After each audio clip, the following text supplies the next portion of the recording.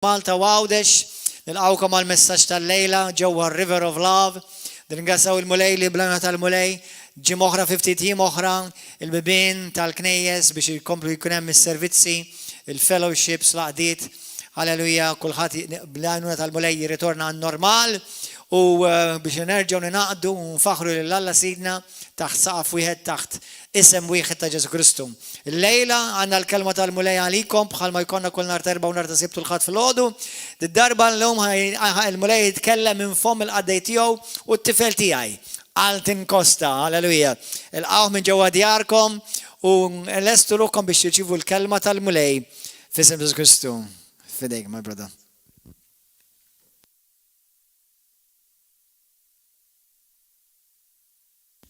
Halleluja, nirringrazzja lill-Pastor Gordon u anke l-Pastor Mariella tal-li selfuni il-pulptu l-lejla biex inkun nista' naqsam dan il-messaġġ lill-mulej berren ġo qalbi.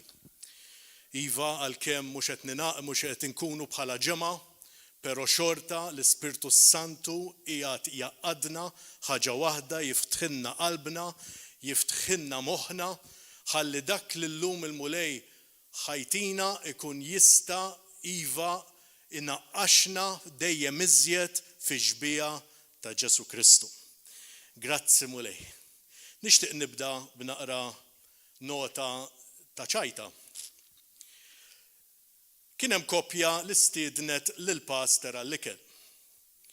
Wara li telaq, il-mara qalet lir-raġel tajd li qalbi ħadinna l-marfa, il-pastor. Proset għalih. U baqgħet imtaqla di ġimgħa wara l-oħra, xahar wara l-ieħor, u wasal iż-żmien li jerġgħu jistidnu ħall-ikel. U ma żammitx fomma u qaltlu jaqgħu pastor, int ħadtilna l-marfa. Alla le tfajtilkom fil-bibja.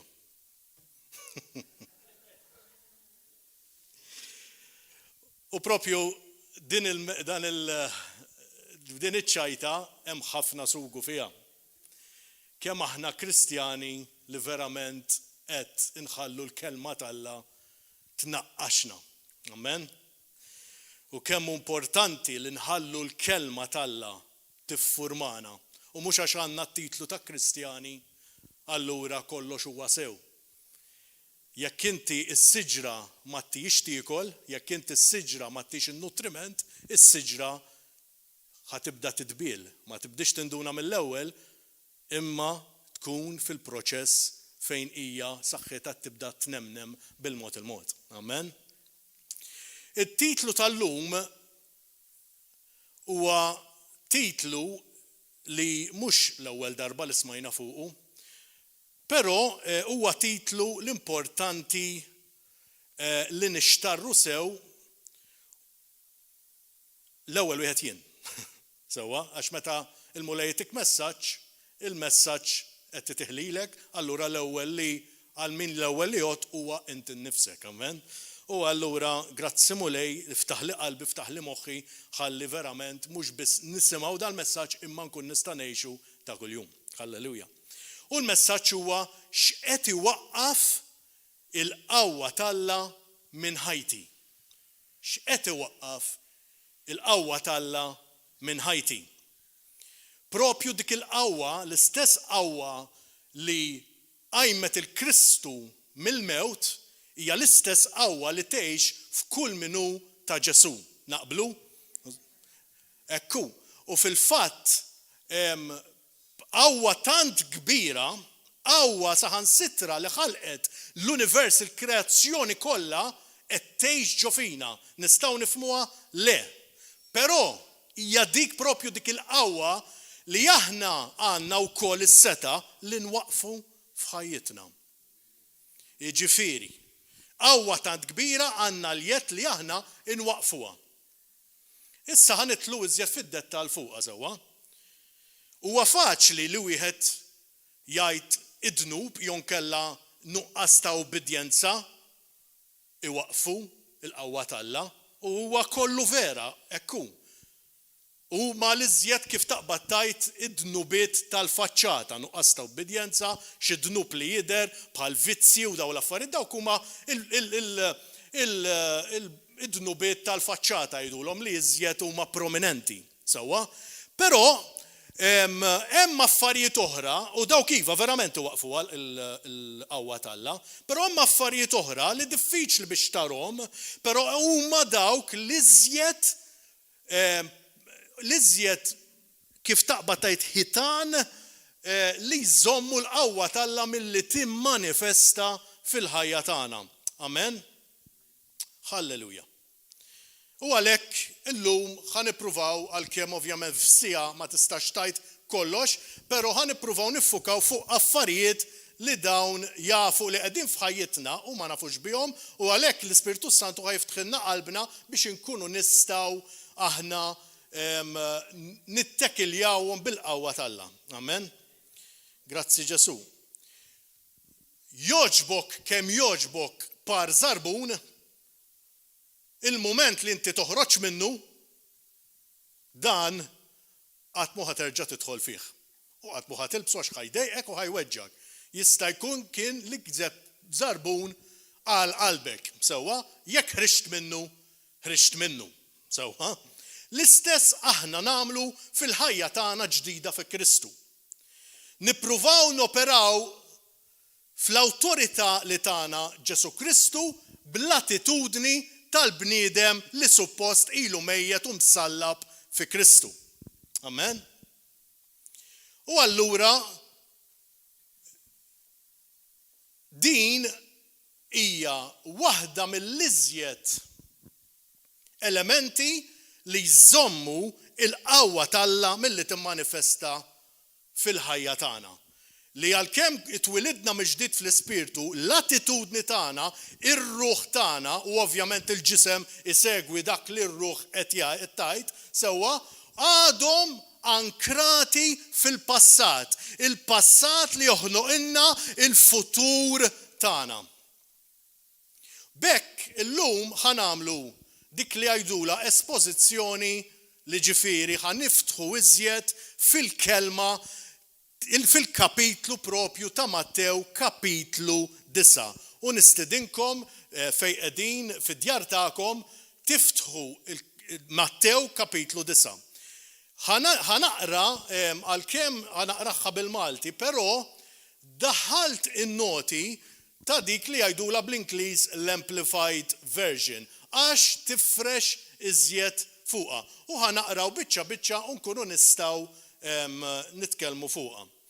Li żgur ħanitkellmu fuqhom bħala punti huma daw. L-ewwel ħaġa ħanaraw id-differenza bejn ir-reliġjon tal-bniedem versus ġifieri kontra ir-relazzjoni imsawra fil-fidi.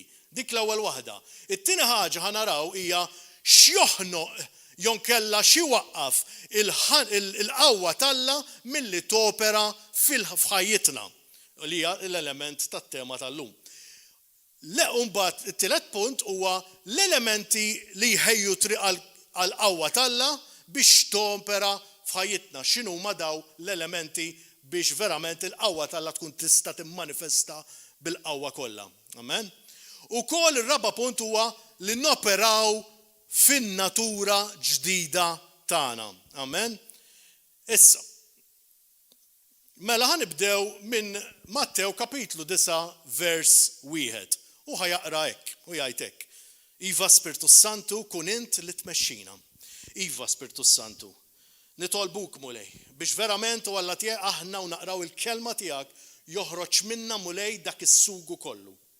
Iva Missir Qaddis nitolbok biex verament u Alla tiegħi ir-rieda tiegħek isseħħ Missir Qaddis. Li iva mulej il-moment li tinqara l-kelma tiġi rrevelata lilna kif inhi Missier ħalli nkunu nistgħu noħorġu t-teżori hekk tant kbar li qegħdin imsawrin ġol kelma tiegħek Missier. Grazzi mulej ta' dan kollu, grazzi mulej tal-iva mhux ħankunu l-istess il-mument li dal-messaġġ aħna nisimgħuh u jkollna ħeġġa kbira biex ngħixuh. F'isem Ġesu Kristu Sidna. Amen u amen. Halleluja. Mela, nibdew minn vers 1. U tala fid-dajsa dan Ġesu sewwa. qasam il-baħar u baqa sejjer fil-belt tiegħu li aħna nafu li hija Kaparneum sewwa. U ħadulu qudiemu wieħed mifluġ mixħud fuq frix kif ra il-fidi, jiġifieri kif ra l-azzjoni tagħhom li kienet ġejja mill-konfidenza li kellhom fih, jiġifieri f'Ġesu. Ġesu qal lill-mifluġ: għamel il-qalb, ibni, dnubietek maħfura. Jiġifieri il-pina hija mħallsa, il-ħtija imneħħija u int iddikjarat li qiegħed fil-ġust ma' Alla. Wow, grazzi mulej. Naraw hawnhekk l-aħwa mill-ewwel vers kif Ġesu ra din il-fidi u mal-ewwel sejjaħlu ibni. Jiġifieri hija l-fidi li anqlet lil Ġesu u l-fidi vera hija dik li tagħmilna familja ma' Kristu. Halleluja. U din kienet il-fidi, propju l-fidi li fejqitu, l-azzjoni li huwa għamel. Amen. Halleluja. Il-fidi bħad-demm sewwa hija bħalma d-demm huwa vessila ta' l-ossiġnu li jagħti l-ħajja fl-aħħar mill-aħħar, hekk il-fidi il-vessila tal-qawwa t'Alla biex timmanifesta f'ħajjitna. Nerġa' nirrepetiha. Hekk kif id-demm huwa il-vessila ħalli tippikċerjawha f'moħħkom. Il-vessila ta' kif l-ossiġnu jiġri mal-ġisem u jagħti l-ħajja, hekk hu il-fidi hija l-vessila tal-qawwa t'Alla li timmanifesta fil-ħajja tagħna. Halleluja. Ejja mmorru issa vers 3. Xi wħud mill-kittieba bdew jgħidu fihom infushom dan qiegħed jidgħaj. Il-għala għax qed jitkellem bl-istess awtorità ta' Alla nnifsu. Ġesu għaraf x'kienu qegħdin jaħsbu u qalilhom: imma għaliex qegħdin tħaħsbu ħażin f'qalbkom? Għax x'inhu eħfef li tajt?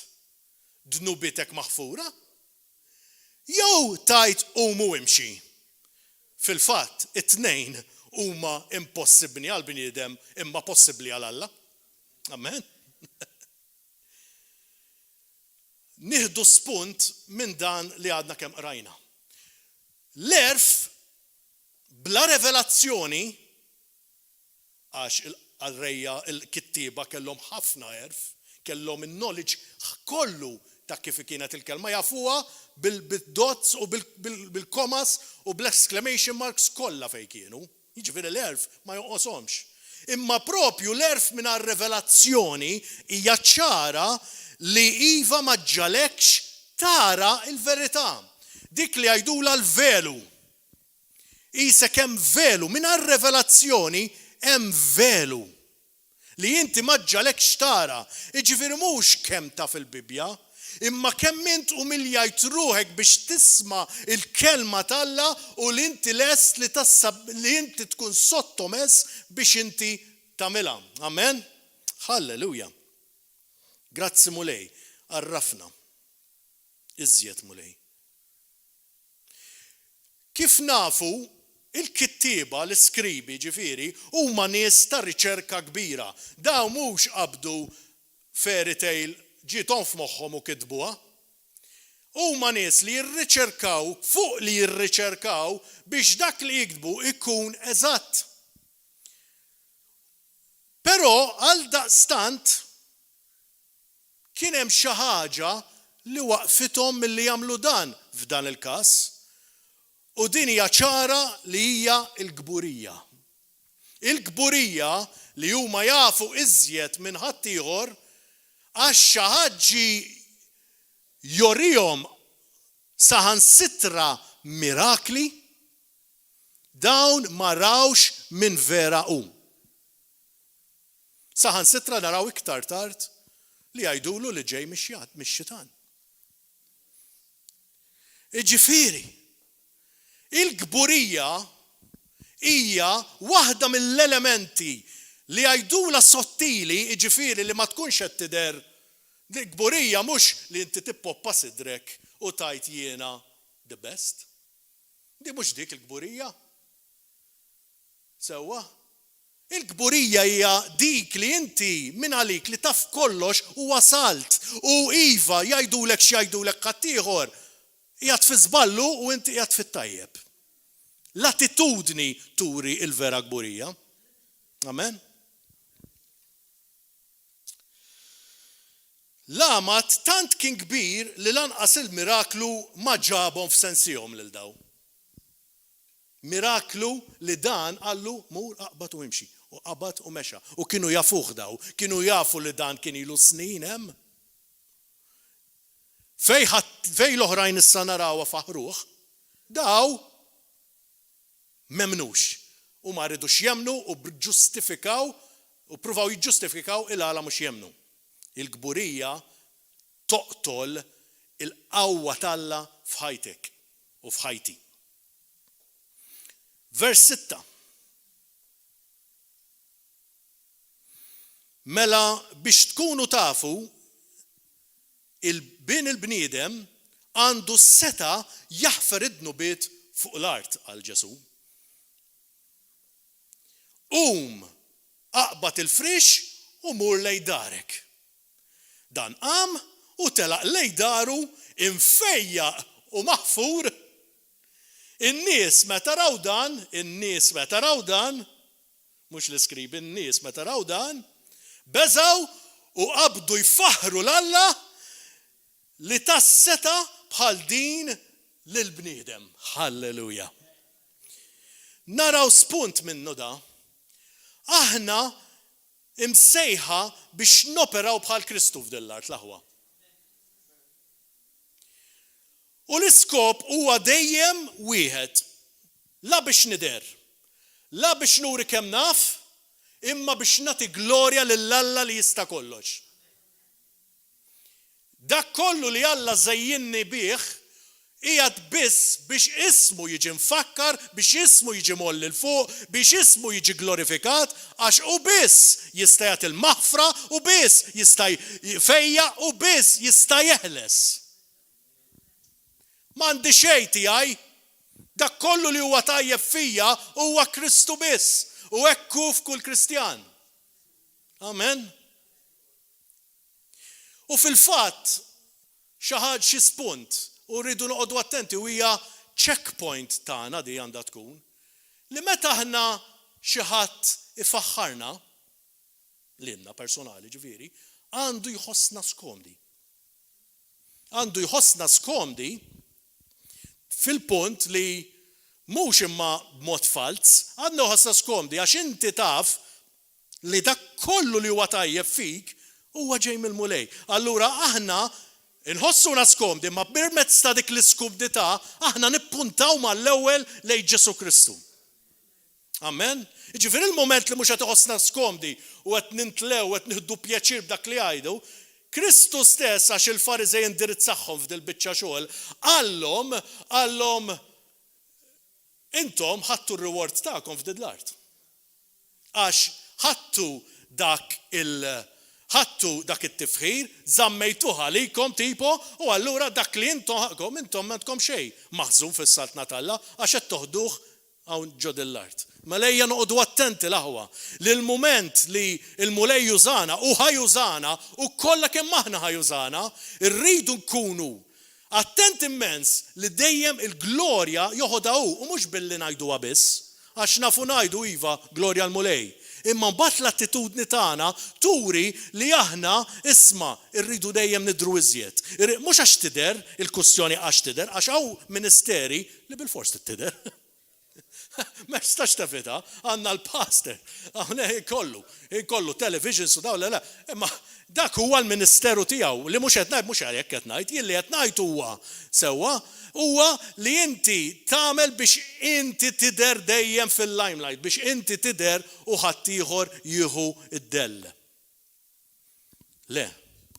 Aħna ejja ħalli jisimna ma jiġix infakkar imma biss l-isem ta' Ġesu. Meta aħna nitilqu minn id-dinja mhux jiftakru f'Eltin, mhux jiftakru f'dak jew fl-ieħor, jiftakru biss f'Ġesu Kristu u jagħtu glorja lilu biss. Amen, halleluja. Halleluja. Hawnhekk issa ħanitlu fejn Ġesu sejjaħ lil Mattew sewwa u mmorru vers 9. Huwa għaddej minn hemm Ġesu ra wieħed bil-qiegħda quddiem il-mejda tat-taxxi. Kien jismu Mattew u qallu ejja warajja bħala dixxiplu tiegħi u biex taċċettani bħala s-sit u l-allim tiegħek u timxi fl-istess triq tiegħi. Dan hija ovvjament l-Amplified Version li għattilkom qabel. Dan qam u mar warah u ġara li kien għatandu għal-mejda ġew bosta pubblikani u mitimbin u għadu madwar il-mejda ma' Ġesu u d-dixxipli tiegħu. U ħaniqaf hemma issa. Aħna bħala n-nies tas-saltna sewwa, ġifieri l-Kristjani huma n-nies tas-saltna sewwa, ma rridux inħarsu fil-wiċċ qabel inxandru il-kelma t'Alla. Ma rridux ngħidu le min jaf se jgħidak le laqqas ħanersaq leħ xi ħmiċ għandu. Le u le dak ma jisma' żgur. Ġesu aħwa ħallas wisq prezz għoli biex aħna niddeċidu min għandu jidħol fis-saltna t'Alla. Allura irrott il-ħajr u nirringrazzja l-mulej għall-aħwa li qed imorru jevanġelizzaw kemm li qed narawhom fuq Facebook imma u ħafna wkoll jagħmluha one to one fil-post tax-xogħol, jagħmluha f'kull post. Nirringrazzja l-mulej l-aħwa li qed jagħmlu dan għax iva, nirringrazzja l-mulej għalihom għax iva mhux qed inħarsu lejn kantunieri, imma qed iva nieħdu kull okkażjoni u hekk għandna nagħmlu biex niżraw iż-żerrija.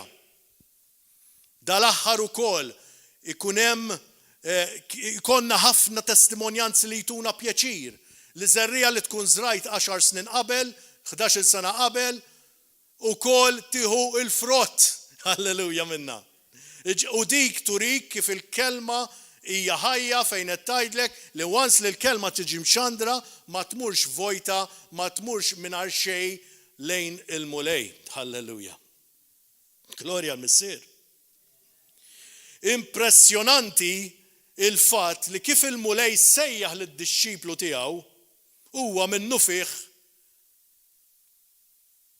telaq kollox u mexa warah. Da mhux għamlu biss Mattew imma narawh f'Pietru, narawh f'oħrajn ukoll. Qabdu nippikċerja di, noqgħod nipprova nistaħbad. Dak kien għaddej u probabbli kellu xi mejda flus u l-affarijiet bit-taxxi u kollox, f'daqqa qallu ejja u jimxi warajja. Telaq bupp u mexa.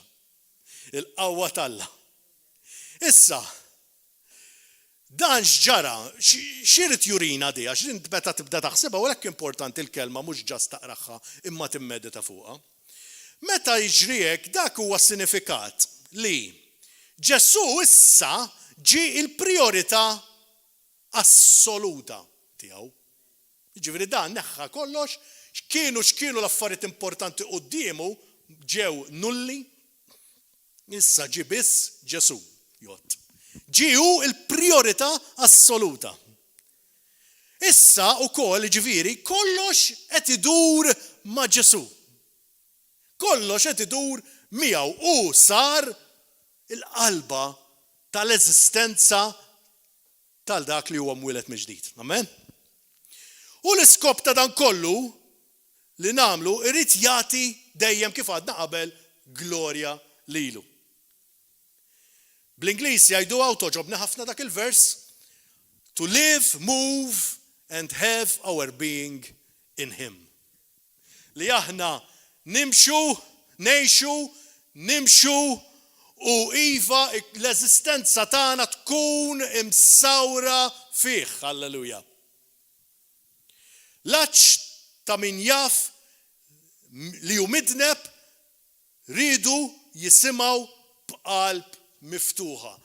Dawk li marru fuq il-mejda kienu bilaċ, kienu bidimba, kienu mtaqla, kellhom mitħaġa ħażina.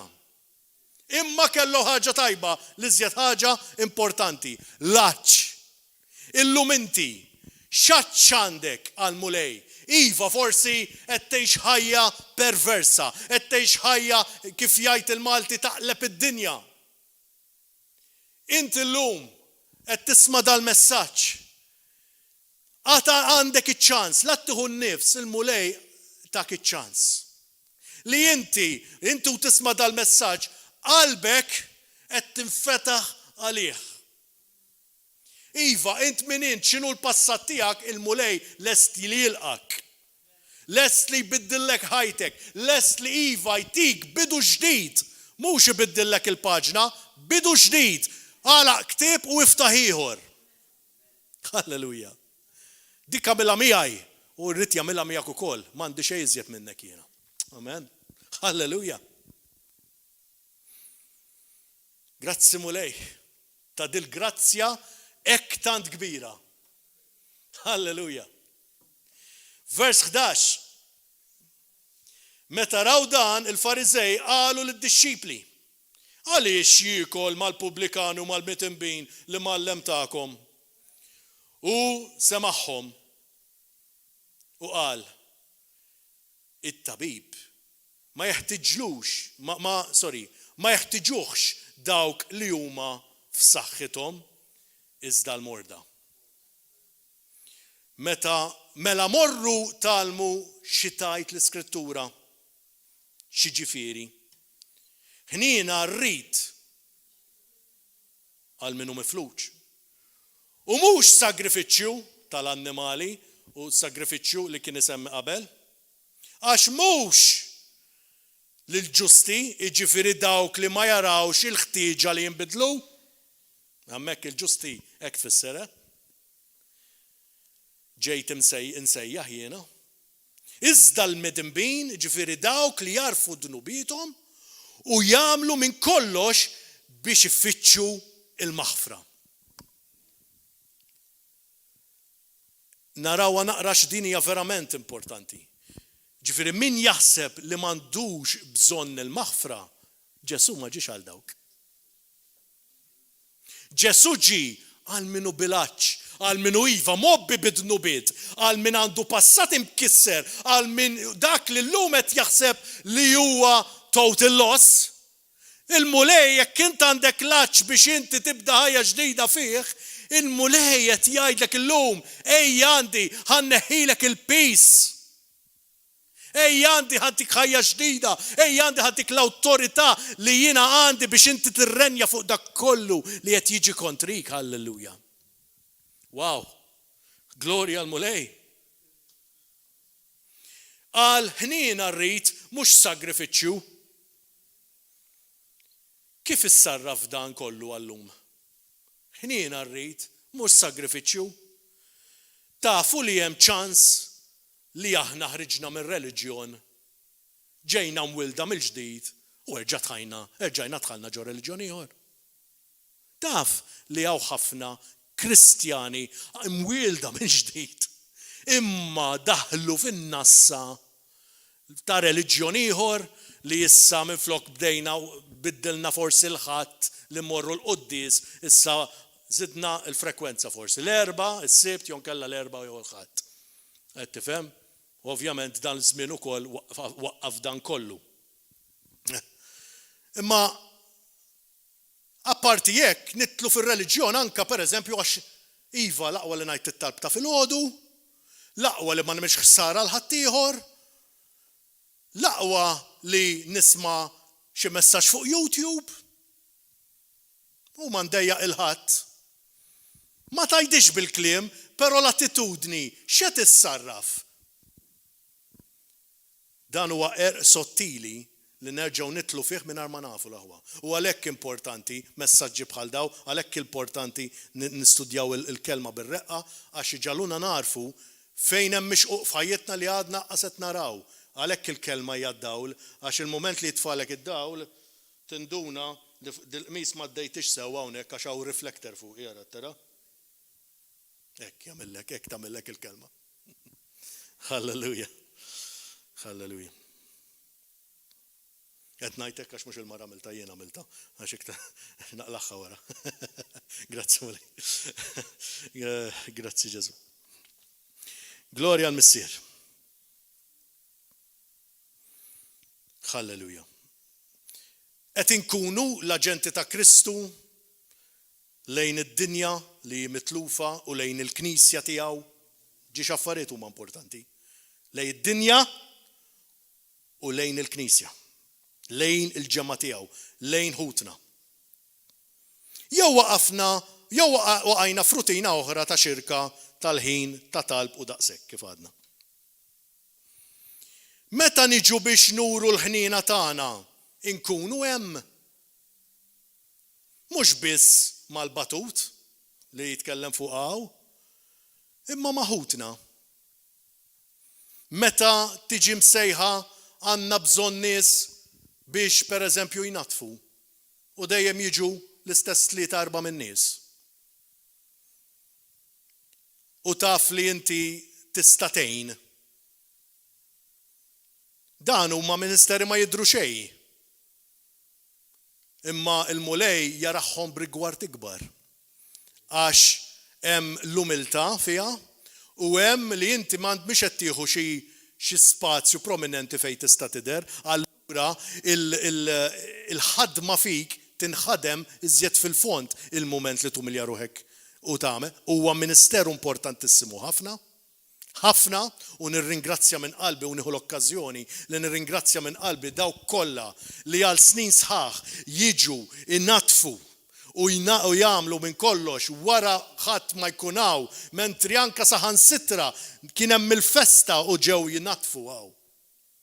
Grazzi mulej għalikom, intom tafu minn intom u l-glorja u verament ir-reward tagħkom ħatoħduha fis-smewwiet. Halleluja.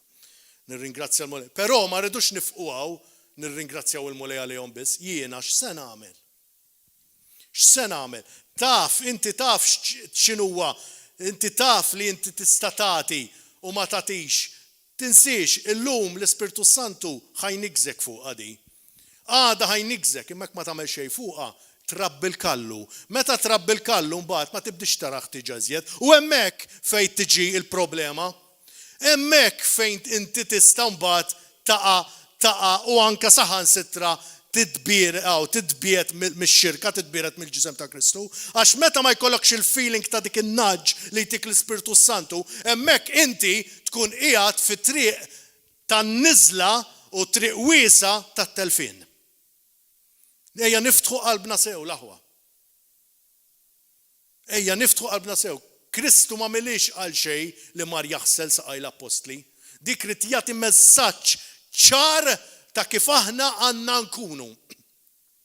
Dan qed nitkellmu ir-re tal-univers. Dan qed nitkellmu li m'hemm ħadd ola iżjed minnu. Imma niżel jaħsel l-iżjed parti maħmuġa tal-bniedem. Apparti il-mewt tiegħu kif mietu kollox. Naqra self-examination l-aħwa li għandi nagħmel jien l-ewwel wieħed. Halleluja. Halleluja. Spunt minn dan, meta tara ħtiġa li hemm fil-Knisja għadnija, grazzi mulej, qed titkellem qabel ma naqra noti, grazzi mulej. Halleluja. U naraw wkoll fil-paraboli tat-talenti li il-parabola tat-talenti mhijiex għall-bniedem ta' barra, hija għall-bniedem għall-Kristjan, għal dak li huwa ta' Kristu. Sewwa li tagħna t-talenti x'qed nagħmlu bihom it-talenti. Għalkemm li fil-parabola huma flus, però it-talenti huma dak li l-mulej ġabna b'mod naturali nagħmluhom, u però mhux dawk biss. Għax li kieku ma ġabux iżjed, ġifieri aħna u nitfaw ruħna għal qadi verament mhux se tagħmel il-Knisja lija imma jienx se nagħmel għall-Knisja. Il-mument li aħna nitfawha u ngħidu iva mulej mhux x'għandi ftit nagħmel imma x'hemm bżonn li jiena nagħmel. Meta tajt il-mulej taf tmur, ġifieri mhux il-mulej jista' jkun li jgħidlek imma tmur quddiem mal-pastor u tgħidlu pastor fejn hawn li jien nista' naqdi. Serraħ rasek li tik lista ma taqaf qatt. Ġifieri bażikament qed nitkellmu li hawn ħafna bżonnijiet. Mhux ta' b'xejn Kristu jgħid, u naraw iżjed tard, mhux ta' b'xejn Kristu jgħid li l-ħsad huwa kbir imma l-ħaddiem huma ftit. Huma iżjed ħafna iżjed inqas mill-ġemma tal-Knisja l-aħwa. Din għandha bżonn tinbidel, imma tinbidel billi nara jiena ġewwa fija nnifsi fejn qiegħed f'din is-sitwazzjoni. Ma nistax inħares neffordja jien inħares lejn ħadd ieħor, qed tara dak ma jagħmel xejn. Le, inħares lejha nnifsi din il-kelma għandha tkun ta' mera għalina biex aħna naraw fejn qegħdin f'din is-sitwazzjoni. Deħlin issa fil-qofol tal-messaġġ grazzi mulej. Saqsew mistoqsija fuq is-sawm. U din immorru vers 14 sewwa, Mattew 9 kif infakkarkom vers 14.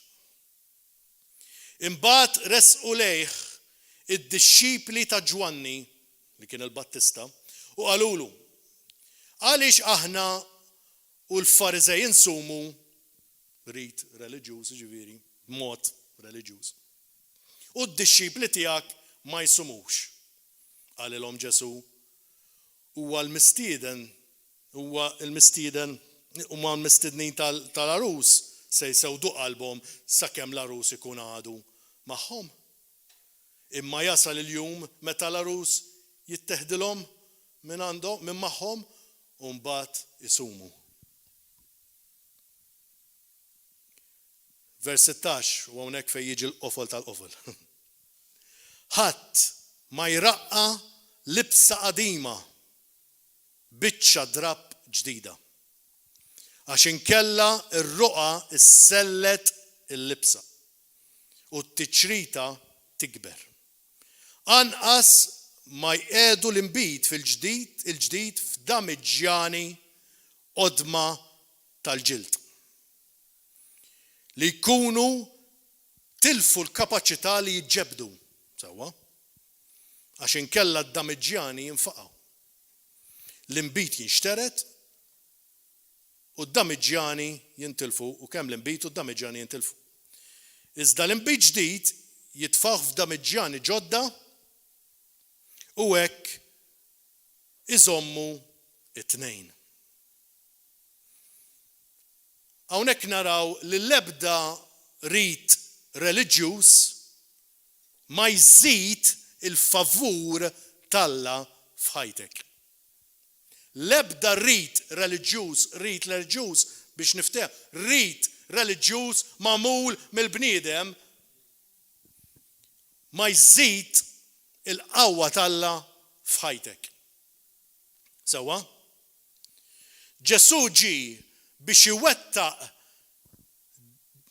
iwettaq dak li l-riġi rrikjediet, sewwa, u ġi biex iwettaq. Sewwa? Biex kull min jemmen fih ikollu bidu ġdid u l-ebda ħaġa tal-passat u isimgħuha sewdi, l-ebda ħaġa tal-passat ma ġiet użata biex jinbena dak li huwa ġdid. Diki l-ebda ħaġa tal-passat tiegħek il-mulej muża biex jibni il-bniedem il-ġdid.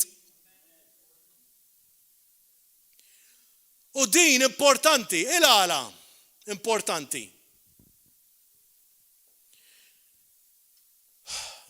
Grazzi mulej. Hawnhekk qed titkellmu fuq il-liġi biss, hawnhekk qed titkellmu fuq il-liġi. Il-mulej qed titkellem fuq il-liġi hemmhekk.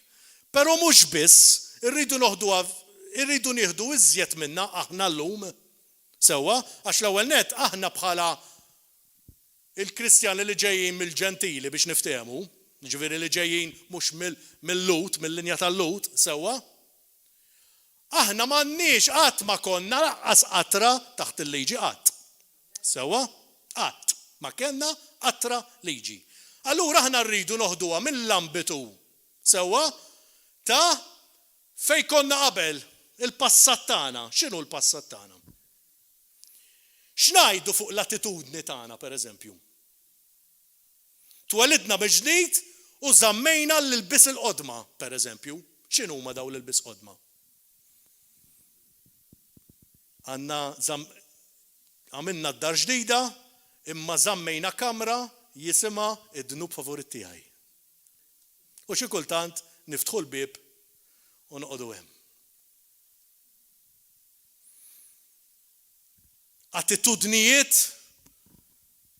li nemnu li l-mulej fejja imma fl-istess ħin niddikjaraw li aħna għax in-nanna kienet hekk u missieri kien hekk u hekk, allura jiena hekk ukoll. Inkunu qed niddikjaraw dak li ġara fuqhom fuqna.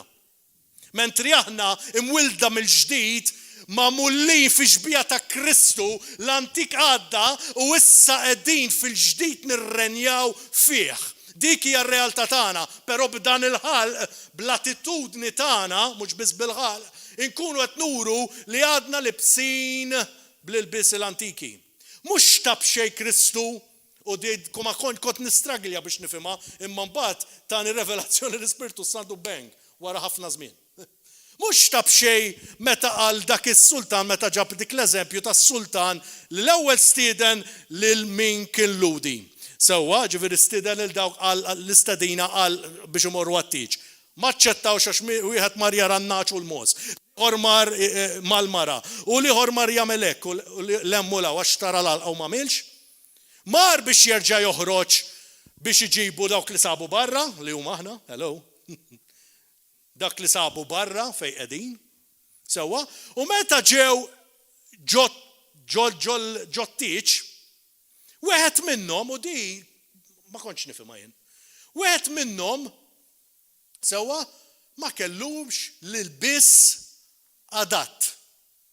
U qallu inti tipo ma tistħix, paraphrasing kbir. Itfaħ barra fejn hemm il-biki u t-teżżis ta' snin. U dik kont ngħid hekk dan jatlu da min jafx kienet jagħmel mar hemmhekk da u ma aċċetta mar u kien libes hekk. Le. Hekk kont dal-moħħ il-Irlandi, hekk kont naħsebha. Sewwa. Però mbagħad Ispirtu Santu grazzi lilu dejjem hija verament tagħmel sens għax il-mumej li ġejna aħna mistiedna u l-qajna l-istedina aħna ġejna imwielda mill-ġdid. Allura ma stajna qatt inġorru dak li kien tal-passat u ħaniġu quddiem il-mulej, ħarridu niġu issa bil-biss ġdid bl-armatura ta' Kristu imqazza santifikati u xejn mill-passat ma jotta lina iżjed. Iġifieri dawk il-bibin li jintadek tiftaħ, dawk il-ktajjen li jintadek marbutin magħhom. Mhumiex marbutin, m'għadhomx marbutin. Qegħdin ħdejk. Neħħihom għandek l-awtorità tgħidilhom daqshekk. Imxi l qudiem tħares lura. Tissirx statwa tal-melħ bħal mara tal-Ott. Tħares lura m'hemm xejn jottalik lura. Kull ma għamel ftakar u użaħ bħala l-allim tiegħek il-passat u xejn iżjed. Imxi l-qudiem hemm ħafna lik, hemm il-qawwa talla timmanifesta u ivek xi ħadd ifakrek fil-passat għax hemm ladu li jfakrek fil-passat u juża lin-nies biex ifakruk fil-passat. Għajdilhom Jesus drop the charges u move on. Hallelujah. M'għandix jiena l-mulej ħafer li koll, daqshekk m'għandi xejn iżjed mill-passat tiegħi dak għadda. Jiena ktib ġdid. Halleluja. Però ejja ma mmorrux lura lejn il-vomtu. Kif tajt l-Iskrittura mmorru niklu fil-vomtu. Għax hekk inkunu qed nagħmlu. Hija xi ħaġa forsi mhix tajba għal dal-ħin tal-ikel, però hija realtà. Hija realtà għax dak irriġettajnieh mi fuqna. aħna għadna ma rridux, aħna b'kreazzjoni ġdida, kif nerġgħu morru nafġu fih u saħal sitra nikluh. Ma joċċalina, illum inti li inti għadek tajt imma tnerġa' naqa'. Kunaf, għandek l-awtorità ta' Kristu fik. Inti ġa meħlus. Kull ma trid tagħmel tuħu standpoint ta' min int vera fi Kristu u imxi l qudiem. Għandek il-jettaj daqshekk. Ma m'hemmx ħakma ta' dnu hekk daqshekk. Jekk kettajt li hemm ħakma fuqek, ma jew ma tafx l-iskrittura jew kellha tisma' il-gideb tal-għadu. Int kreazzjoni ġdida m'għandek l-ebda tip ta' ħakma fuqek. Int għandek il-kapaċità tgħid illum jien missa nidneb. Bil-qawwa ta' Kristu. Mhux biss bil-will power, kif illum id-dinja moderna tajt il-will power. Għandek il-power of the living God, jgħix ġo fik, li tajt jien daqshekk, jien ħanejx ħajja li tagħti glorja l-mulej minn filgħodu sa filgħaxija. Iva għandek dik il-qawwa fik. It's time li ma nabqgħux babies nixorbu l-ħalib. Issa l-moment li nqumu għax ma nistgħux neffordjaw f'did-dinja li qed ngħixu fiha li nkunu Kristjani part-time. Irridu nkunu Kristjani ambaxxaturi ta' Kristu u biex nkunu lesti għal persekuzzjoni irridu minn issa ngħidu lil dawk it-tentazzjonijiet ħelwin ngħidulhom daqshekk f'isem Ġesu Kristu. L-attitudni kollox. L-attitudni rridu niġġenerawha permezz tal-kelma qaddisa tal-Alla l-aqwa. Amen. Amen to me. Hallelujah. Amen to Jesus, ovvjament. Amen ġifieri qed ngħidha li għan-nifsi. Mhux qed ngħid amen to me. Ma rridx ngħid li x'ismu. Grazzi mulej. Grazzi mulej.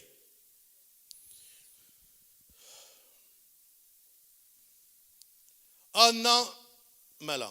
Lil-mulej għadna ħafna minna intuħ appuntament fl-aġenda tagħna. Mentri Ġesu għandu jkun l-aġenda tagħna. Ġesu għandu jkun dak li hu ifassal l-aġenda tagħna. Dak kollu li ngħidu, dak kollu li naħsbu, dak kollu li nimxu fih għandu jkun Kristu il-qofol ta' dak kollu li nagħmlu. Dik hija l-ħajja mill-ġdid fi Kristu. Ekk aħna timmorru naħdmu, mela hemmhekk qed inkunu l-ambaxxaturi tiegħu, qed nagħmlu l-aħjar tagħna, mhux qed niskartaw, mhux qed inkunu qed nagħmlu bħal ħadd ieħor li naħdmu biss meta qed iħarsu lejna ta' fuqna. Meta aħna qed immorru ma' sħabna maħniex naqgħu għad-doppju sens, maħniex naqgħu għal dak kollu li ma jagħtix glorja l-missier. Imma nkunu dejjem ta' eżempju. Mhux qed ngħidu tkun stramp, imma tiċċajta nadif. U fejn mhux nadif inti twarrab. U saħansitra hekk ikun mulej tkellem ma' dak il-ħin biex tagħti anke eżempju. Halleluja. Tibżax, ma forsi jkunu qed jiddieħku, però meta jiġi l-mument li għandhom bżonn fik ħajaraw stabilità li l-ebda bniedem ieħor ma tidher dik l-istabilità. Għax ikollok l-istabilità mhux tiegħek ġejja, l-istabilità ta' Ġesu Kristu, halleluja. Halleluja, grazzi mulej. Ir-remmek fejn aħna verament inkunu d-dawl f'did-dinja ta' dlam, halleluja. U aħna msejħin inkunu d-dawl.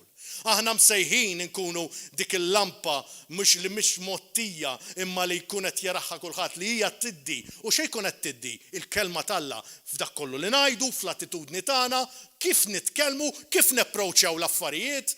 Iva ħajġu problemi. Ħallihom jarawk li iva l-problemi ġejjin, però Alla tiegħi huwa ħafna ikbar minn dawk il-problemi. L-attitudni tiegħi m'hemm bżonn tajda, tinduna bl-attitudni tiegħek. Kif qed tagħmel? It's going to be okay. Ma jimportax, all right. Qiegħed naqra oppressed, però l-mulej ħajħroġni minnha, halleluja.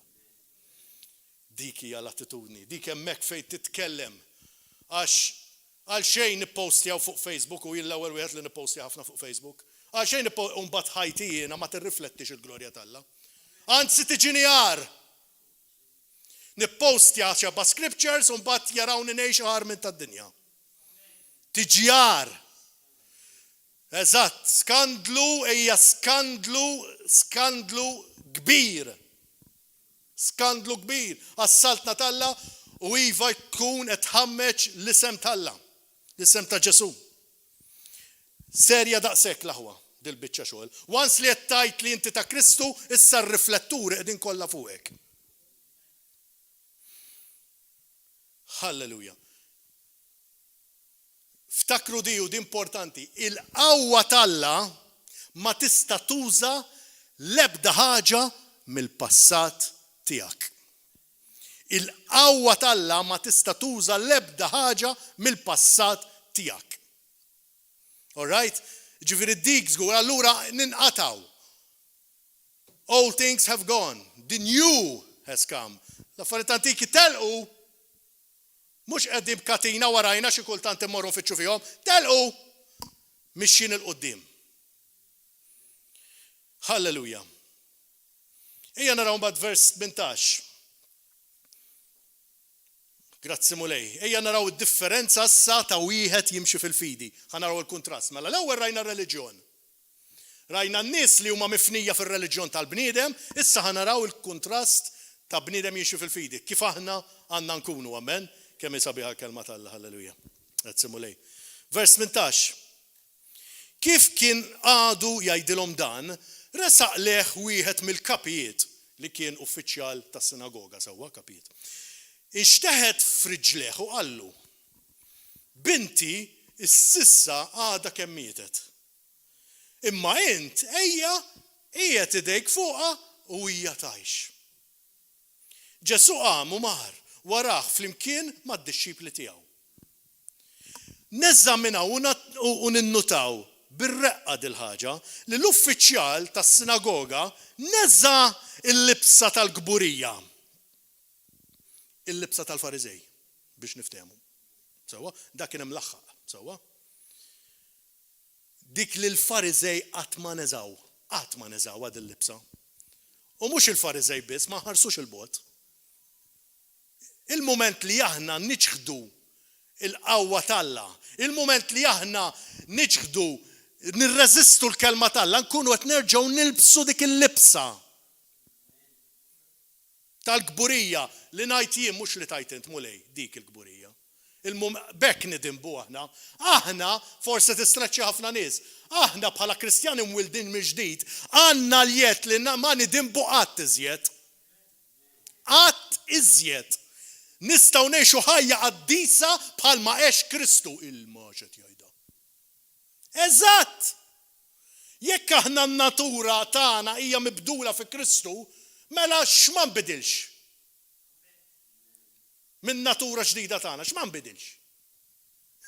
Diki, il-ħaġa hija li r-ruħ għadha sketching up, sewwa. Il-moħħ, il-thinking process, u qed nisimgħu ħafna tagħlim fuq di. U li verament bidlek, u nistidinkom li taraw fuq il-River of Love Channels, morru fitxu il-ruħ, l-ispirtu u l-ġisem, tagħlim verament tajjeb għax jgħinek tifhem minn vera int fi Kristu u kif int għandek topera. Hemm lezzjonijiet sħaħ fuqha. Grazzi mulej. Isimgħuha għax ħatejnikom ħafna, isimgħuhom daw il-lezzjonijiet. Grazzi Ġesu. Però dil-libsa tal-gburija dan eżaħħa, sewwa. U bl-attitudni, kienet dil-attitudni li neżza dik il-libsa tal-gburija. L-umiltà ġifieri, libes l-umiltà issa. Sewwa li qanqlet lil Kristu, imur jimxi, imur minnu fih biex iqajjem il-bintu mill-mewt. Wow! Anqlitu. Laqqas qal-kelma Ġesu. Tlaqna. Il-Alla bil-qawwa tiegħu inti ħatqanqlu il-mument li ħatumilja ruħek qudiemu u tgħidlu mulej. Ħanuża l-qawwa tiegħek. Ħatieħu l-glorja minna int b'dan kollu li ħanagħmel. Ħatqanqlu u ħajimxi fil-ċirkostanza ta' ħajtek. Halleluja. Xi ġmiel. Thank you Jesus. Ejja naraw iżjed minn din l-attitudni, xi ġmiel ta' attitudni, grazzi mulej li rridu ngħixu fiha kuljum. Vers 20, mela waħda mara li kienet ilha 12 sena sħaħ dbati bit-tnixxija tad-demm, resqet lejh minn wara u messitlu it-tarf tal-libsa. It-tarf tal-libsa.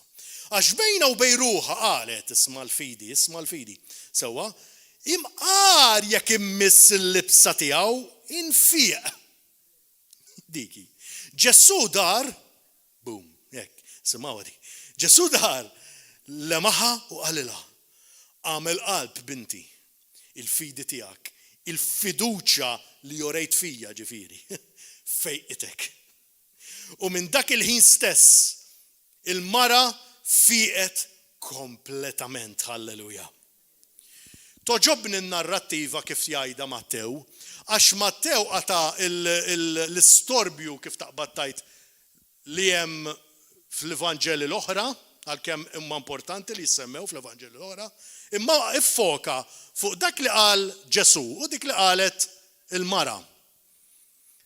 Nifakkarkom fl-Evanġeli l-oħra qalu li kien hemm rassa kbira, li kulħadd jafas u li kull da, però importanti nsemmuhom daw. Il-għala. Għax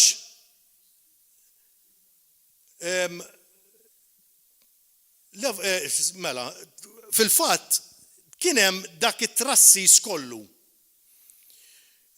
Min jaf ġo dak it-trassis u dik il-folla u kienet folla kbira, kemm kien hemm nies li kienu qed jokorbu, pereżempju.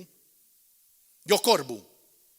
Kemm kien hemm nies li forsi ġew għax jaraw x'ġara. Issib ħafna f'dil folla differenti, attitudnijiet differenti, min jaf kemm kien hemm nies morda u ma fiqux. Min fiq?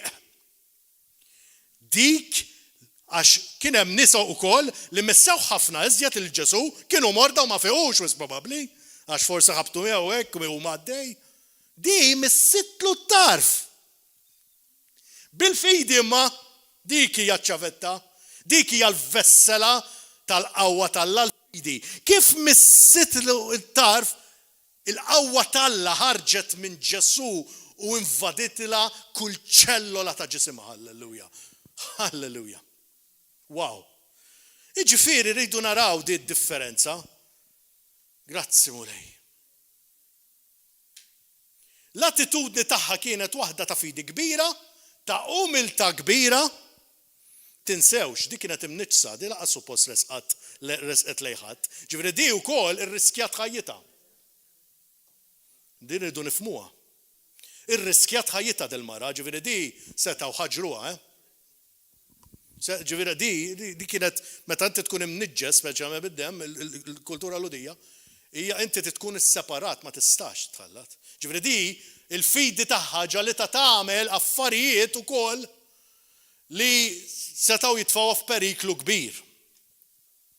Bħalma naraw l-eżempju ta' Marija xejn ma ngħidu. Dak iż-żmien tinqabad qilha mhux bħallum. Dak iż-żmien iħaġruk, m'hemmx tara, m'hemmx double terms. Determinazzjoni li tibqa' tikkumbatti u din kienet xi ħaġa li qanqlet il-Kristu li tibqa' tikkumbatti fit-taqbida tal-fidi sakemm rat ir-riżultat. Baqgħet hemm, baqgħet tafas, baqgħet temmen li Kristu kien ħajfejjaqa sakemm rat ir-riżultat baqgħet. Baqgħet. Sedat tajt le misħanaq ta' qalbi f'dik il-folla. Le mussa nersaqat temmek u kemm il-darba l-inna jiġridna. Tlabtu maġra li xej. Tlabtu maġra li xej. Il-kelma li d-muled dak il-moment li t-tiddikjara et toħnoqa dik il-qawwa. Et toqtola fil-bidu tagħha. Toqtola fis-sens mhux għax ħadd ma jista' joqtol qawwa talla, imma li twaqqafha milli topera f'ħajtek. Et toħnoqa, twaqqafha. Tiddikjara, mela, itlob, faħħar l-Alla, mela itlob, ġifieri, iddikjara, jiena nfejjaq f'isem Ġesu Kristu. Jiena nfejqa f'isem Ġesu Kristu. Għax bil-ġrieħi ta' Ġesu Kristu jiena nfejqa mill-ponta sa' rasi sa' ponta sa' ħajja. U minn hemm faħħar l-Alla biss. Tajt lebda kelma, dak huwa l-passat, il-moment li inti ddikjarata, jew ddikjarat infejqa, dak huwa passat. Il-mar tiegħek, issemmiħx iżjed, qiegħed warajk. Issa faħħar l-Alla biss u ibqa' ddakjara dak li trid tara, bqa' ddikjara bqa' faħħar l-Alla, ibqa' glorifika lill-Alla. Iva mulej permezz ta' dal-fejqan meta ħajmanifesta jiena rrid nagħtik il-glorja mulej. U ibqa' hemm tħares l-alem u laqqas law u hekk xagħad jiġi jsaffarlek fuq idnejk. U minnu kemm hekk kuladu, jew l-familjari, jew l-kunjata, imni u minnu waqqafhom mal-ewwel f'isem Ġesu Kristu ma rrid nisma' xejn. Irrid nisma' biss dak li jgħid lill-mulej. Halleluja. Grazzi Ġesu. Imma rridu nibqgħu hemm perseveranza kif għamlet dil-mara. Halleluja. Inkomplu vers 23. Dik kienet hija parti mill-qofol l-aħwa. Meta daħal ant il-kap, ġifieri tas-sinagoga, Ġesu ra id-daqqa tal-flawt u l-folla nies jagħmlu l-istorbju sħiħ. Nies mikrija biex joqogħdu inewħu daw. Hekk kienet dik, kienu jikrew daw biex joqogħdu jneħħu sewwa. U qalilhom, warbu, sewwa, għax it-tifla mhijiex mejta imma rieqda u qabdu jiddieħqu bih. Iżda u keċċa n-nies il-barra. Naraw rid ieħor hawn reliġjożità kif javvinta l-bniedem sewwa. Wasal Alla nnifsu, Ġesu, u blamat li kellhom mhux b'talli marfuħx tallu ddieħqu bih. X'għamel Ġesu? Keċċihom il-barra. Inti li għadek f'dak ir-reliġjon. Inti li għadek iżjed riti, iżjed sagrifiċċju milli fidi. Inti meta tiġi quddiem il-mulej se għamel? ħatajdlu sidi żgur għax ir-reliġjon hekk jgħidlek biex tajt. Imma jgħidlek jillaqqas nafek, itlaq minn qudiemi. Tħallihx jgħidlek hekk ħabib, tħallihx jgħidlek hekk. Tħallihx jgħidlek hekk imma imxi wara l-mulej bil-fidi umilja ruħek quddiemu, iddikjaraħ illum bħala s-sit u s-salvatur tiegħek u ħalli l-kelma tiegħu titrasformak bil-qawwa tal-Ispiritu Santu. Halleluja. Halleluja. X'jiġri fl-aħħar ta' żminijiet meta xi ħadd minna l Ġesu ħajtih biss offerta ta' reliġjon tal-bniedem? Ħajdinna li postana mhuwiex fil-preżenza tiegħu l-aħwa. Importanti immens. Nibqgħu għaddejjin, però ħanaqbes għaffini ta' ħin, vers 35 sewwa.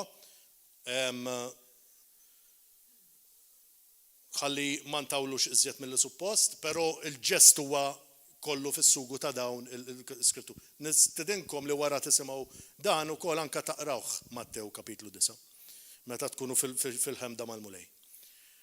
Ġesu jħoss għan-nies, hawnhekk naraw l-umanità ta' Kristu. Naraw kif verament he's a giver, jħoss għan-nies, passjoni kbira. Il-moment li aħna mhux qed nagħtu każ il-ħadd ieħor maħniex bħal Kristu. Il-moment li mhux qed nittrattaw il-ħadd ieħor aħjar minna maħniex bħal Kristu. Vers 35. Ġesu dar il-bliet kollha u l-irħula tal-Galilija sewwa. Jallem fis-sinagogi xandar l-Evanġelu ta' min? Tas-saltna. Wow. U jfejja, u dan jagħmel l-Evanġelu tas-saltna, ifejja kull xorta ta' Mart u kull min kien nieqes minn saħħtu. Il-klim tiegħu u l-emil tiegħu, isimgħuha sew, kienu jirriflettu l-awtorità li kellu. Halleluja. Ra n-nies u tħassarhom għax kienu mdejqa u mitluqa bħal naċ bla raj. Imbagħad għall-disċipli tiegħu. Il-ħsat huwa kbir, iżda l-ħaddiema ftit kif semmejna qabel. Itolbu mela l-sit tal-ħsat sewwa biex jibgħat il-ħaddiema għall-ħsat tiegħu. Ġesu, kif naraw f'din l-iskrittura, kien kollu azzjoni. Moħħu biss jagħmel ir-rieda tal-missier. Ifejja, ixandar, sewwa, juri kompassjoni, pratikament immiss il-bniedem bil-qawwa tal-Alla nnifsu. Halleluja. Aħna msejħin għal xi ħaġa inqas? Le. Kristus stess għalinna tridu tagħmlu affarijiet ikbar meta nitlaq jien u jiġi Spiritu Santu ikbar milli għamilt jien.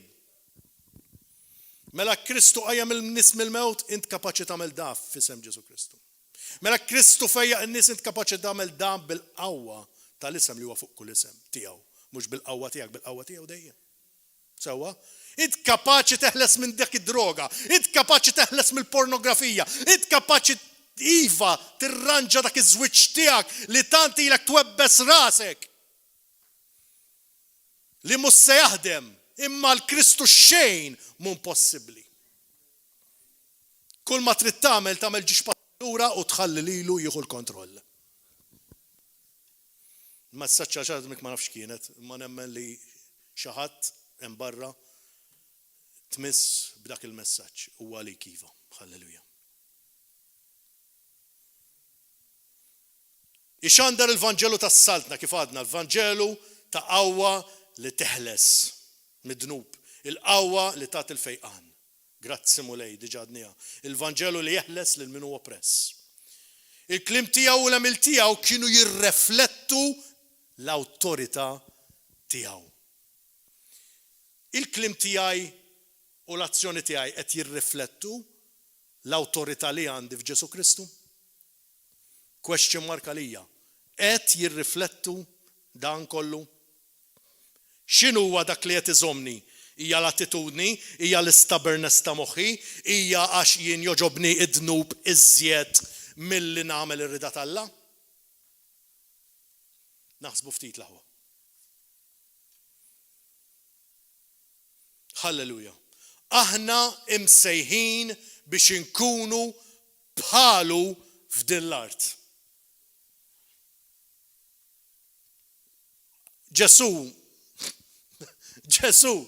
ma kienx Alla li qal għamelek, Ġesu mexa l-mixja u qallek għamel bħali. Ġesu huwa bniedem ta' eżempju. Mela aħna msejħin biex nimxu bħalu, nagħmlu bħalu, aħna rridu nkunu ta' eżempju. Tibżax, waqajt, tibżax, makus mid-dnub, tibżax forsi qed tistragilja, tibżax. Qed ngħidlek tibżax għax naf li l-qawwa talla diġà qed tgħix fik. Il-qawwa talla diġà qed hija qed tinvadik, timpossessak. Kull ma trid taraf huwa ikollok rivelazzjoni ta' minti vera fi Kristu. U jekk illum inti li inti Kristjan u forsi ilek żmien Kristjan u isek bħal dik ir-roller coaster daqqa l fuq u daqqa l-isfel. Illum kun naf li inti dik il-roller coaster toħroġ minna u timxi. Il-mulej wettilek it-triq, inti għandek kollox fik possibbli biex iva tkun tista' tirrenja f'dak kollu fuq dak kollu li qed jiġi kontrik. Illum inti, jekk inti temmen, jekk inti ħadħu standpoint u li isimgħu sewdi u li iddeċiedu li ħatibqa' f'dik it-triq, inti għandek is-saħħa li tibqa' fiha. Għax hu għedek li minnu f'idejja ħadd mhu kapaċi joħordu minn idejk. Inti imma għandek il-kapaċità li toħroġ minn idejk. Għalhekk inti l-ikbar għadu tiegħek innifsek u mhux ix-xitan, għax ix-xitan m'għandu jett qatt fuqek il-mument li inti fi Kristu. Imma l-mument li inti tajt ħammur naqra niftaħ dik il-bib tal-dnub favorit tiegħi, pereżempju, hemmhekk inti tkun qed toħroġ minn idejk Kristu u tkun iħalli qed tagħmel u mbagħad ngħidu għax ġie l-mart, u mbagħad ngħidu għax ġej l-affarijiet. Mhux bil-fors. Mhux bil-fors. Jekk qed inħallu bibien jinfetħu u xquq fil-ħajja tagħna. Però għandna tibżax, jekk inti llum ħa tagħmel deċiżjoni li tajt jiena daqshekk għext ħajja ta' telf, irrid inkun qed ngħix ħajja vittorjuża. Illum inti li inti diġà ta' Kristu ħa tgħix dik l-identità u ħa tagħmel commitment mal-mulej u inti li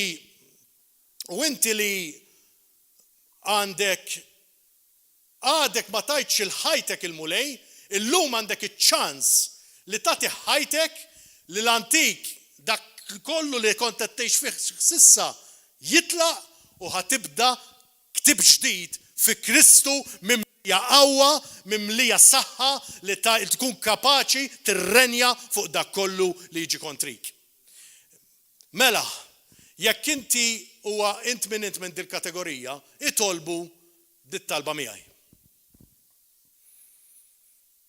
Missier Qaddis, nirringrazzjak tal-li inti għarraftni li għandi din il-qawwa kollha li hija mogħtija lili. Dan kien permess biss minħabba dak li jagħmel Ġesu fuq dak is-salib. Li xerred demmu għad-dnubit tiegħi u ħa id-dnubit tiegħi kollha fuqu, is-saħħa tiegħi kollha fuqu, il-mart tiegħi kollha fuqu, dan ħadu fuqu biex jien nieħu il-wirt tiegħu fis-saltna ta' dejjem. Grazzi mulej ta' dan il-patt hekk tant kbir li għamilt ma' ibnek, missier li għamilt ma' ibnek u li jiena werrit tiegħu missier. Grazzi mulej tal-li issa inti wetni l-moment li jien nagħmel lil Ġesu bħala s-Salvatur tiegħi, imma mhux biss bħala s-Salvatur tiegħi, immissa bħala s-sit ta' ħajti, is-sit ta' kif ngħix, is-sit ta' kif nitkellem, is-sit ta' kif naħseb. Il-moment li jiena qed inħalli issa l-kelma tiegħu tinvadini u l-qawwa tal-Ispirtu tiegħek tbiddilni, iva issa naf li jien ħanirrenja fuq dak kollu li jiġi kontrija. Li issa l-ebda ħaġa tal-għadu m'għandha jitfuqi. Saħansitra l-ebda ħaġa tal-passat tiegħi m'għandha jitfuqi, imma jien għandi jitfuqha f'isem Ġesu Kristu. Iva irrid ngħix di realtà ġdida f'Ġesu Kristu. Irrid narrendi ħajti għalik mulej. Ma rrid xejn mill-passat tiegħi. Kull ma rrid huwa futur glorjus fik li inti mhux biss mulej tieħu l-glorja, imma rrid inkun għodda fidejk biex nilħaq il-ħaddieħor. Għodda fidejk biex jiena nuri l-qawwa tiegħek ma' ħaddieħor, biex ħaddieħor ukoll ikollu l-opportunità li jinħeles mill-oppressjoni li qiegħed fiha. Dan nirringrazzjak u nfaħrek mulej. F'isem Ġesu Kristu Sidna. Amen u amen. Jekk inti llum tlabt din it-talba u emminta f'qalbek kif jgħid Rumani 10:9, inti llum salvat u għandek ismek miktub fuq il-ktieb tal-ħajja ta' dejjem. Da jfisser li inti ovvjament mhux għax bil-ħila tiegħek għamilta dil-biċċa, imma għax Ġesu tak il-grazzja tiegħu. Il-grazzja ta' Ġesu invaditek. Kull ma trid tagħmel issa huwa ovvjament li issa mhux għamiltu biss is-sit tiegħek għall-Salvatur tiegħek, imma għamiltu s-sit ukoll. Allura l-għamiltu s-sit tiegħek ifisser li ħajtek trid iddur madwaru, li ma jibda jagħmel sens xejn f'ħajtek jekk ma tkun hemmx Kristu fiha. Amen. Allura nistiednek biex iva l-ewwel ħaġa tingħaqad ma' knisja li iva xandar il-Vanġelu bla kompromess. Jekk inti ma ntintix qiegħed ġo knisja u qiegħed Malta, nistidnuk tiġi fil-Familja River of Love. Bil-grazzja t'Alla minn nhar il-ħadd li ġej ħankunu nistgħu 18 ta' April nkunu nistgħu nerġgħu niftħu. Grazzi mulej ta' dan l-bibin li qed jinfetħu jerġgħu tal-knejjes. Sewwa u nistidnuk tiġi magħna. Sewwa it-tieni ħaġa aqra l-kelma. Il-kelma hija Kristu nnifsu. Jiġifieri il-mument li qed taqra il-kelma t'Alla, inti tkun qed taqra l-karattru ta' Kristu. Speċjalment it-Testament il-ġdid ibda bih. Sewwa, ħalli verament u ħallija ġeddek, aħseb fuqha, medita fuqha. It-tielet għat-taħin ta' talb ta' tifħir u qima. Sewwa, importanti immens. Sewwa, il-għala nibda dak li bdejt nispiċċa. Il-għala tilkom inaqdu f'xirka. Għax jien dejjem nispjegaħħa. Suffarina waħda taqsama malaj. Waħda. Imma meta jkun hemm ħafna suffarina flimkien biex taqsamhom diffiċli. Ma kważi impossibbli għax flaqda hemm is-saħħa u flaqda tal-mulej hemm is-saħħa u hemm il-qawwa. Amen. U iva, jekk soffarina tieħu, l-oħrajn jieħdu kollha. Halleluja. Halleluja. Bin-nar tal-Ispiritu Santu. Amen. Grazzi mulej. Iva, grazzi mulej. Nerġaw issa nintaqgħu fuq YouTube online nar għadassa fil-ħodu fl-10 u nofs u nar l-4 wkoll fis-7:30. Is-sibt fis-7:30 imma l-ħadd grazzi mulej inkunu nistgħu niċċelebraw flimkien nerġgħu hawnhekk. Grazzi mulej, ikun infaħħar l-isem ta' Ġesu u iva żommu l-mulej dejjem fiċ-ċentru ta' ħajjitkom u tħallu xejn itellifkom mid-destin li Alla għandu għalikom. Il-paċi magħkom.